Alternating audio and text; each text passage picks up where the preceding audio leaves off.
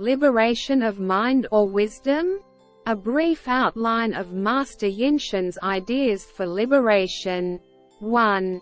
Preface. Liberation is the ultimate goal pursued by every practitioner. However, does the practitioner focus on wisdom liberation or mind liberation?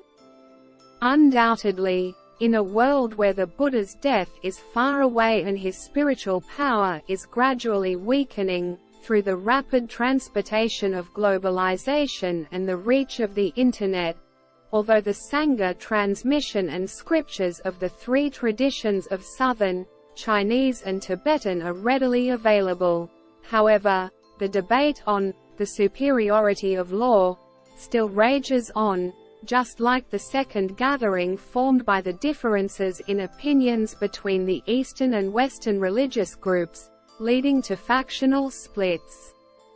It is also like that when Chinese Zen Buddhism was spread to the period of the sixth patriarch Huineng, it diverged from the thoughts of Shenxiu in the north, and the differences began to spread from the south to the north. Therefore, whether the 4 or 7 disciples of the Buddha obtained liberation from wisdom or deeply practiced meditation and realized the liberation of mind, wisdom has also caused many disputes. The focus of the dispute lies in the fact that if one can gain liberation through wisdom, there will be no reincarnation.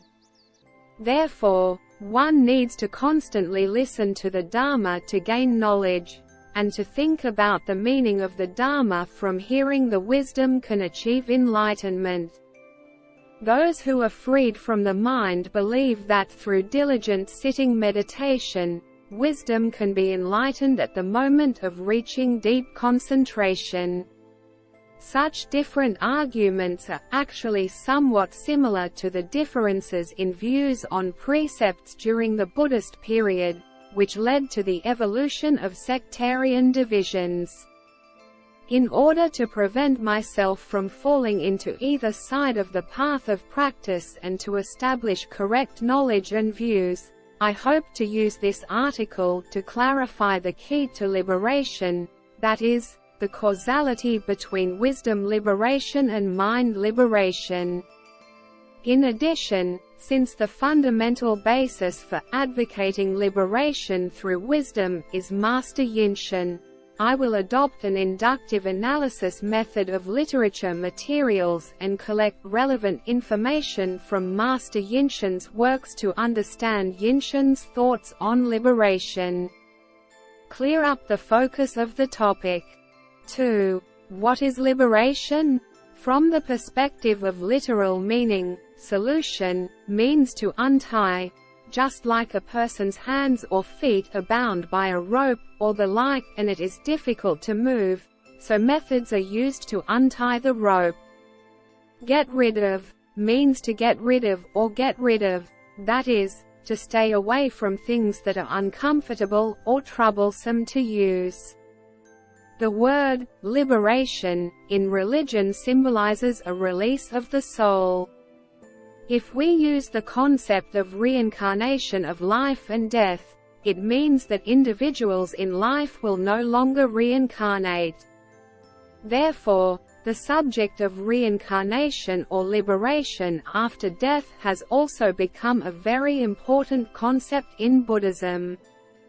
From a Buddhist point of view, in order to achieve liberation, one must possess wisdom. With wisdom, one can stay away from troubles, or the various pains and joys caused by the contact between the roots and the world in daily life. Therefore, when the shackles of troubles are eliminated, it does not mean that the person has achieved liberation. For example, to break away from the bondage and gain liberation is a kind of wisdom. This is a method of liberation that can cease to exist. However, there is another kind of cessation, which is also great, but it is not liberation. It is a kind of cessation that has nothing to do with liberation. To remove the shackles of troubles, we need to rely on wisdom. Treating it with wisdom so that troubles no longer arise is true liberation.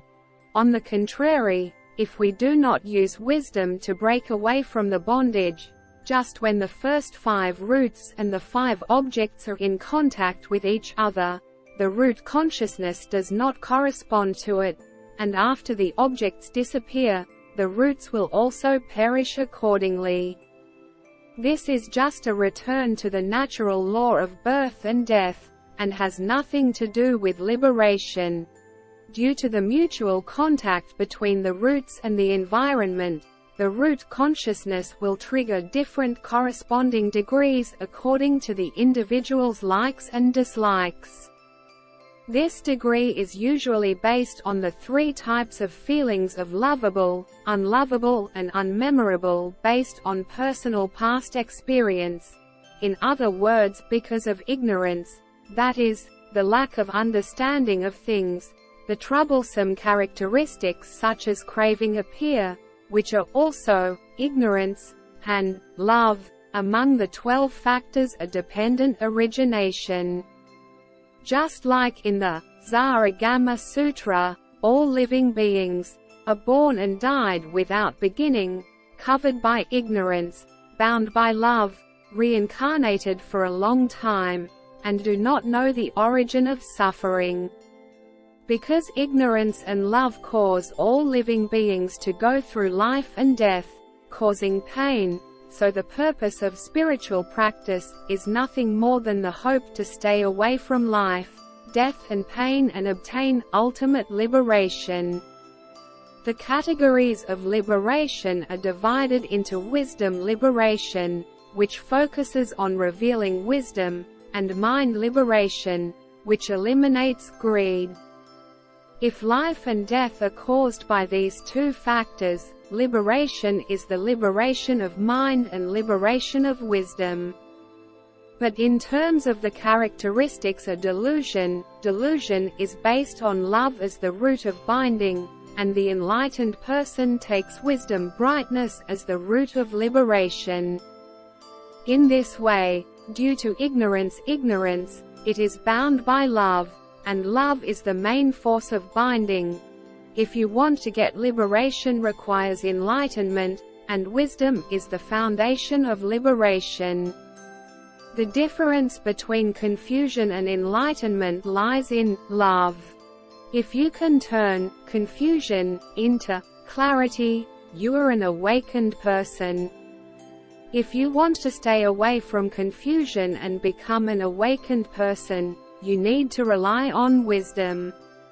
Since the root cause of greed is the inability to understand things clearly, when ignorance is eliminated and the mind is purified, the shackles of greed are lifted and wisdom is revealed. In order to clarify the similarities and differences between the 2 kinds of liberation, Yinshun also quoted the dialogue between Sariputra and Nikolu to explain. Shariputra said to the elder Nikolu, "The body suffers, but the mind does not suffer." This revealed the essence of liberation through Buddhist practice. The Buddhist disciples' cultivation of concentration and wisdom can only achieve the clarity of mind and the penetration of true wisdom. Even if there is pain like old age and death, other pains can be known. It will not cause the pain of attachment. For those who are liberated by wisdom, their physical pain is the same as for ordinary people. For those who have deep concentration, their physical pain can be reduced or even without pain. Suffering in the heart is an emotion caused by the self-seeing of self-love. A saint can attain the wisdom of selflessness, that is, he can be free from the desire for love and feel free and liberated. From the perspective of liberation from the purification of one's own mind, this is the most fundamental and only important issue in transcendental law. Therefore, it is often said in the sutras, those who give up desire and greed are said to be liberated. Birth, aging, illness and death are a natural law. Ordinary people cannot escape the physical pain of illness, aging and death, but their minds can. Because the root of suffering is the emotional reflection of self-attachment, those who are liberated through wisdom also suffer from the physical body, while those who are liberated by the mind have deep concentration. Although the body is suffering, the mind is not disturbed by it. Therefore, liberation is mainly in the process of practicing the path of liberation, no matter whether it is wisdom or mind, concentration liberation, it is still not enough to stay away from the suffering of body and mind. Therefore, Yinshun believes that Shariputra and Kaluna's body suffers, but the mind does not suffer, illustrates that practitioners must practice concentration and wisdom to achieve the state of liberation, a clear mind and a penetrating true wisdom. Liberation can be practiced in two ways, which are concentration liberation and wisdom liberation. Since the two kinds of liberation are far away from suffering and reincarnation, there are some differences in the emphasis on treatment points. Just like the preface, the body suffers, the mind does not suffer. A sage like the Buddha suffers from back pain. Because he has attained the wisdom of selflessness, his mind is not affected by pain. Those who have not discovered I still have the attachment to self. Although those who have gained liberation through wisdom have eliminated ignorance, they have not broken away from love and desire. Therefore, the stain of love has not been broken, and the pain is also boundless. 3. Liberation through meditation and wisdom cultivation. Ignorance and love are the common causes of human suffering. Ignorance can be said to be a psychological behavior, and love is the combination of body and mind. The Arahant who is liberated by wisdom relies on emptiness and nothingness. All and no form can obtain the liberation of the mind, but some of them do not have deep meditation.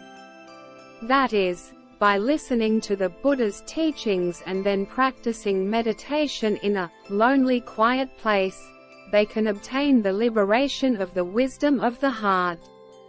Some are related to concentration of mind, that is, based on the understanding of Buddhism, and then using the power of concentration to observe the cause and effect relationship and the reality or dependent origin of all dharmas to achieve wisdom cultivation, that is, using the samatha and insight jewel, the liberation of mind wisdom caused by luck. Whether it is a saint who is liberated by wisdom or a saint who is liberated by both, the difference between the two lies in the state of suffering and happiness of the mind. Although wisdom and liberation is the general name or representative of all arhats, it is conveniently divided into two categories because of the differences in the process of thinking and decision-making that correspond to the concentrated mind and those that do not. But does this mean that if a practitioner only pursues many learning, and accumulates enough knowledge to decision and thinking, he can achieve wisdom liberation without any time or method to cultivate meditation? The original teaching of Sakyamuni not only does not require meditation to realize the body, but it also does not need to be in-depth. For example, the Arahant who is liberated by wisdom does not obtain fundamental concentration, but only attains unreached concentration. He can even attain nirvana through a flash of lightning metaphor concentration. There is no difference between the liberated arhat and those who are deeply meditated in terms of the true liberation of the body from delusion. Wisdom develops from concentration, but true wisdom must be achieved in an undistracted mind. Why must the power of meditation reach its peak? There is no difference at all between the saints and the second type of liberation in terms of the true nature of the cessation of delusion. Although the realization of wisdom liberation does not require deep meditation, it only needs to be in the unreached concentration, an inner peace, which can be like lightning. Achieve nirvana in a bright and clear moment. However, sentient beings are not at ease because they are prone to attachments and obstacles to various things in daily life in the world. For this reason, although the realization of wisdom liberation is thorough from the perspective of life and death, it is not enough in the real physical and mental world. Therefore, only by cultivating concentration and wisdom together can we break away the obstacles and achieve complete liberation as it really is. This is the reason why Buddhism emphasizes wisdom but not meditation. However, a Buddhist disciple only has a little bit of wisdom and understanding similar to ordinary people, which cannot have much power for liberation. This kind of wisdom liberation is complete from the perspective of life and death, but in reality, it is not yet complete. Therefore, by cultivating both concentration and wisdom and achieving both liberation, it is in line with the ideal of liberation. The all liberation of cultivation of concentration and wisdom is to enlighten true wisdom through cultivation of meditation. Although this concept is rooted in the skill and wonderful use of the bodhisattva vehicle to save all sentient beings, Yin Lao also mentioned everywhere that it can lead to truthful wisdom based on meditation. In addition, if concentration is strong and wisdom is weak, or wisdom is strong and concentration is weak, deep Dharma nature and true wisdom cannot be realized. Therefore, all liberation can conform to the ideal of liberation in the Buddha's teachings. Both liberation according to wisdom and liberation can achieve the state of nirvana, so some people choose to elicit wisdom through extensive learning and practice. Therefore, they diligently seek knowledge and think that there is no need to practice meditation, because as long as they can reflect the light, at the moment of reading, listening, suddenly appearing, wisdom is opened in an instant, and one can understand life and death, so he focuses on the accumulation of knowledge and neglects the practice of concentration. However, in order to purify all troubles, the wisdom of impermanence, selflessness, emptiness of self must arise based on concentration, that is, wisdom can be developed based on concentration, and liberation can be achieved based on wisdom. Even the arahant who is liberated by wisdom needs to rely on near-divided concentration in order to be able to induce wisdom and cut off worries, and to cultivate concentration. Mind concentration is indispensable for turning confusion and enlightenment from ordinary to holy. Therefore, a Buddhist practitioner should not be biased towards either concentration or wisdom, that is, the concept of the middle path of simultaneous cultivation of concentration and wisdom, that attaches equal importance to interpretation and practice. 4. Conclusion. Although liberation includes wisdom liberation, which is based on direct revelation of wisdom, and liberation by practicing meditation to obtain the mind wisdom of the four basic Dharma concentration, liberation, both kinds of liberation require the mind to be in a clear and tranquil near concentration or not to reach the ground concentration before starting from it. Thinking, making decisions and achieving liberation. The two types of liberated saints can stay away from suffering and do not suffer from the cycle of life and death, but there is a difference between physical and mental suffering and both physical and mental suffering. Although Master Yinshun praised the saints who achieved liberation through enlightenment of wisdom, he did not encourage cultivation of wisdom with partial concentration, or cultivation of concentration with partial wisdom, because of this. Therefore, we strongly recommend those who can achieve liberation that are in line with the Buddha's teachings of wisdom from concentration, and thereby realize the state of emptiness, formlessness and wishlessness. Therefore, those who think that Yin Lao expounds and encourages the teachings of liberation through wisdom seem to be a bit biased and have not yet understood his ideas for liberation. This is all my speech. Thank you for listening.